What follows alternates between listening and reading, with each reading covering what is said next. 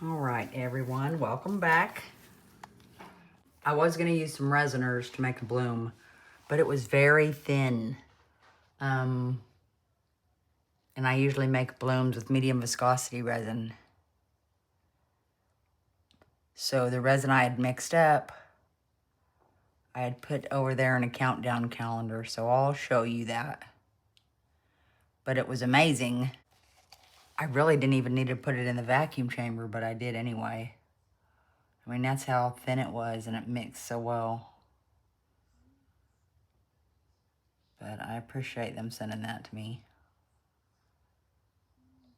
I've still got another little set of bottles, so I'll make some ornaments or something soon with that. And as you can tell, I have been blooming like a mad woman. There's different people that watch my videos that like different colors. And I wanted to make a few different colors, but I'm using the same design pattern on all these. So if you see one and you're like, well, I like that one better, they're all the same design pattern. Except for one.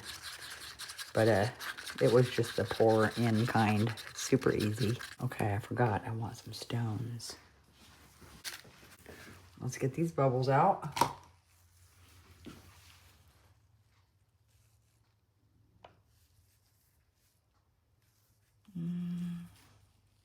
Whoa, I see them. Having my resin up on something, it's hard for me to see. My resin was already 92.1. I don't know what I was doing, but I wasn't paying attention. Okay, let's get our stones in.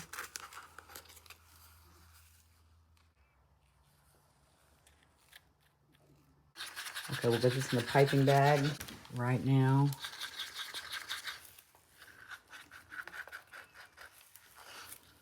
Let's get some color in here.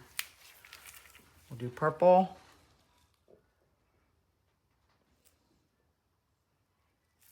I also like some of the turquoise from Decorom. I love that color. It's beautiful. I have a few colors I just absolutely love. This might only get turquoise.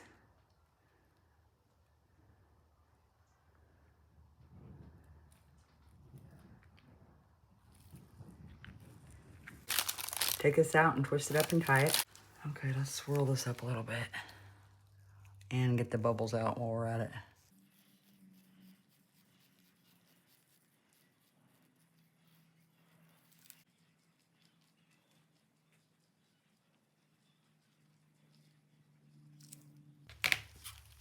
Cut the end off of this. This is gonna be one of the simplest ever blooms you can do. If you've seen my channel, you've seen me do this before. If you've never seen my channel before, then it's super simple, but super beautiful as well.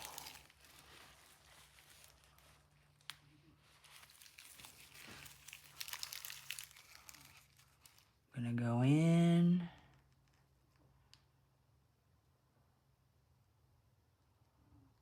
Kind of do it thick.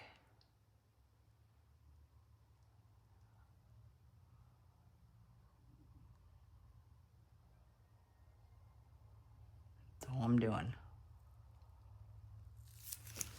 Same right here.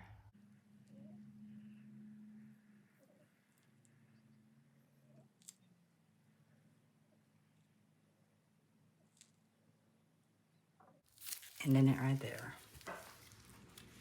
Easier than easy. Anyone can do that. Anybody. Okay, we're going to go in 4 spots. We're gonna go in right here, all the way through the middle. We're gonna right through here, through the middle. Same with right here. And same with right here.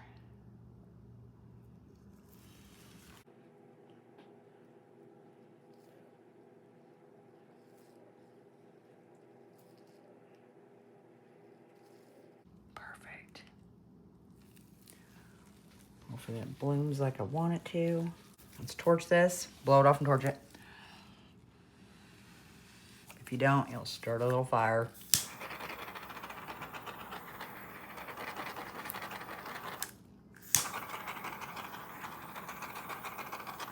This is how simple this is. We're putting the lid on and we're walking away from it. See what happens. Let me take these gloves off so I don't get it all disgusting. Okay. Put the lid on. And you turn it on. It's set to flat. 2 hours. I'm turning the temperature down though.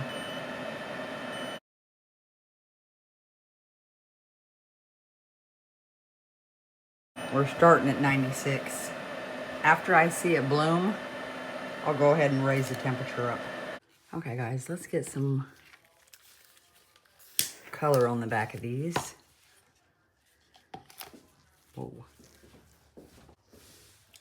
You know, usually it pulls in tight to the center. So, we'll see.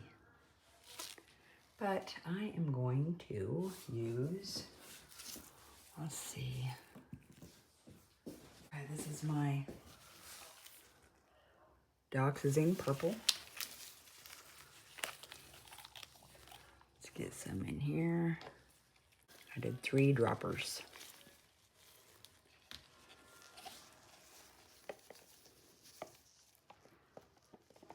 I'm gonna add a little of the Color Shift purple. Whoops. Well, a little. I'm gonna mix it over here so I don't get it everywhere. And a tiny smidgen of black. Ooh, okay, I did about 2 drops and a little string. Okay, we're gonna put this on this one.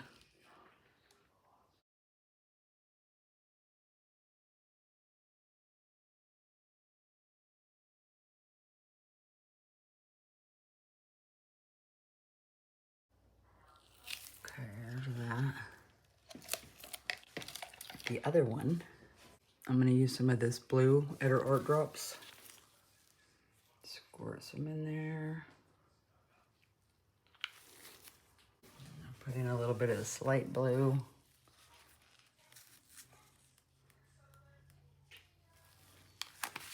And a little black.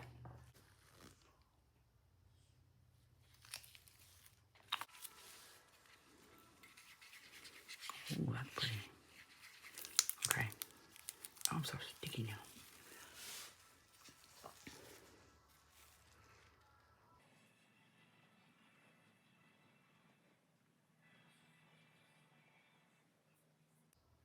Now I gotta be careful with this mold because it's ripped. I can only go so high on it. I can't pour. I can't go crazy and fill it to the brim.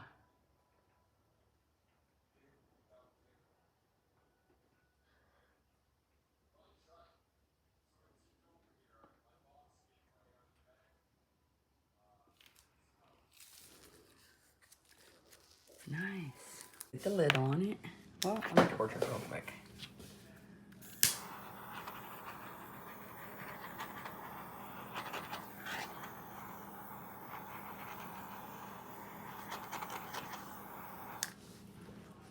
Now we'll put the lid on it. Boom.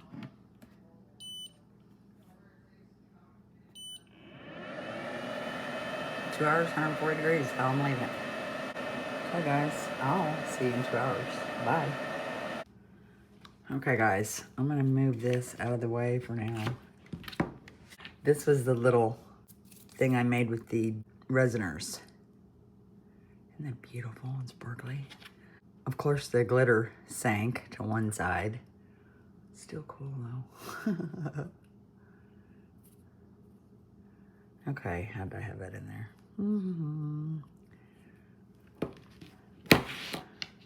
Okay, so there's that. Let's take a peek at these ones. You can kind of see through it because the back isn't, you know, I didn't do super dark. It's beautiful, but it did not close all the way. It almost did. So I don't know if I need to have my temperature a little lower for that very first go. I mean, that's very pretty too, but kind of like that one. You know, it didn't close in the very middle. I also had these little ones start out on like 94 degrees and then after they bloomed, I raised the temperature.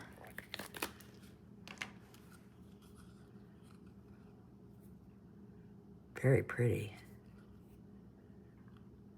I love that. But this is all that pattern, all the same pattern. I had a couple more squiggly lines on that one.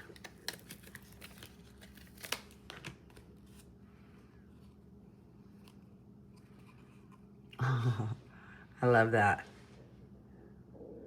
Nice, pretty orange. The swirl could have been a little better. This was just piping it in a circle, you know, and then pulling it in and then stirring up the middle. But I got some blue, I got some orange, got some purple. There's a very pretty orange one. It closed up nice. That's very pretty. Super nice. Those are too cool. And then this one,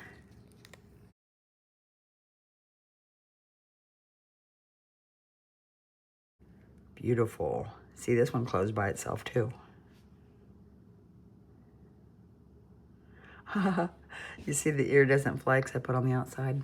Oh, that's pretty, isn't it? And that's beautiful. Which one's your favorite? I've got some blues. I think this is blue and purple. Blue and purple. This is blue. Oranges. This was purplish red, I think. Even though it looks pink. But I think they turned out really well. The curing machine's amazing though. I wouldn't trade it for anything. I'm getting to do so many so many more projects in a hurry because of this machine.